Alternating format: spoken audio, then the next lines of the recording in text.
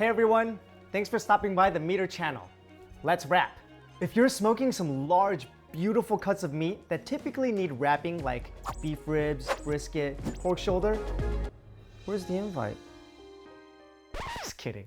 When you're wrapping the meat, the Bluetooth signal may be weaker and you may lose connection to the probe if you're gonna cover it, especially if you're using foil. What we recommend doing is to poke a hole through, or you can wrap around the probe and make sure that the ambient end sticks out so the signal comes through and keeps the Bluetooth connection.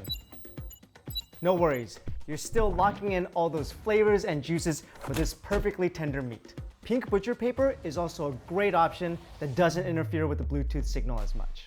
For more prono videos, tips and tricks, follow us on social media, subscribe to our channel, and follow us on MEATER.com. Have a good smoke, y'all.